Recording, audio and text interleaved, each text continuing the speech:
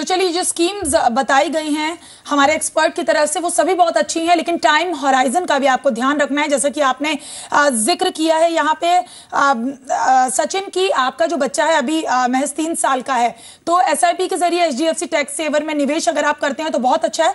Sukanya Samriddhi scheme भी अच्छी है, लेकिन अगर वो तभी ज्यादा अच्छी साबित हो सकती है स्कीम अगर 8 साल से छोटा है बच्चा, और इक्विटी म्यूचुअल फंड में आप निवेश कर सकते हैं। तो उम्मीद यही करते हैं कि अब आपको बेस्ट इन्वेस्टमेंट प्लान अपने बच्चे के लिए जरूर मिल गया होगा। एक और कॉलर है हमारे साथ, अरविंद भाई माची, छोटा उदयपुर से हैं, और SMS के जरिए इन्होंने सवाल पूछा है। 31 साल के हैं, गवर्नमेंट टीचर हैं, और इनकी जो एनुअल इनकम है इन्होंने बताई है 3 लाख के करीब। तो बच्चे के लिए निवेश करना चाहते हैं, क्या इनके पास इनकी जो एनुअल इनकम है उसको देखते हुए बेस्ट इन्वेस्टमेंट प्लान क्या है?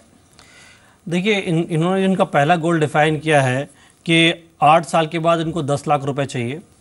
तो उसके लिए इनको मंथली 7,000 रुपये अगर ये निवेश करते हैं किसी भी बैलेंस फंड में, तो इनको 8 लाख रुपये 10 लाख रुपये अपने अवधि टाइम होराइजन के बाद आराम से मिल सकता है एट अ रिटर्न ऑफ 10%। अगर मार्केट थोड़ी अच्छी रही तो हो सकता है कि इनका रिटर्न बढ़ के 14-15 लाख भी हो जाए, बट लेकिन कंजर्वेटिवली हम 10 लाख ही मानेंगे एज ऑफ नाउ, क्योंकि इनकी बच्चे की एजुकेशन होनी है और इनको लमसम रिक्वायरमेंट जब तभी आएगी जब इसके बच्चे जो है 18 साल की होगी। तो इन्होंने बच्चे की एज डिफाइन नहीं की है। तो इस हालात में मैं ये सलाह दूंगा कि अगर इनकी बच्ची छोटी है और टाइम होराइजन इनके हाथ में है 10 साल या 8 साल के ऊपर हो इन्वेस्टमेंट, तब यह इक्विटी म्यूचुअल फंड के जरिए SIP करते रहें और ये अपने लक्ष्य में पूरे उतरेंगे। यदि इनकी बच्ची थोड़ी अगर एज 10, 11, 12 साल है और टाइम होराइजन जो है कम है, 5-6 साल का है, तब मेरी सलाह ये रहेगी कि ये बैलेंस फंड के जरिए निवेश करें।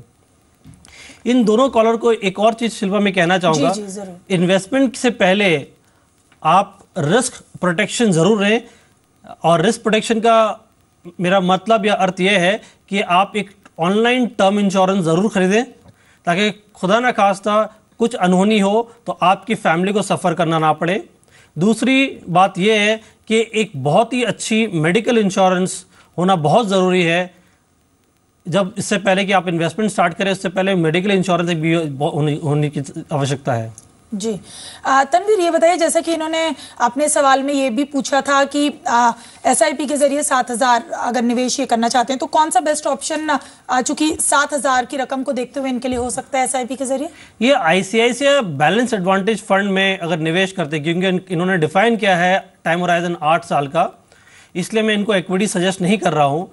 और दूसरा और भी रीज़न है क्योंकि ये फर्स्ट टाइम इन्वेस्टर हैं, तो इन दोनों को नज़र में रखते हुए मैंने ये सजेस्ट किया है कि ये ICICI बैलेंस एडवांटेज फंड में निवेश करें। ये बहुत ही अच्छी परफॉर्मिंग फंड है और कंजर्वेटिवली कम से कम इनको मेरे हिसाब से 12% रिटर्न इसमें आना चाहिए टैक्स फ्री।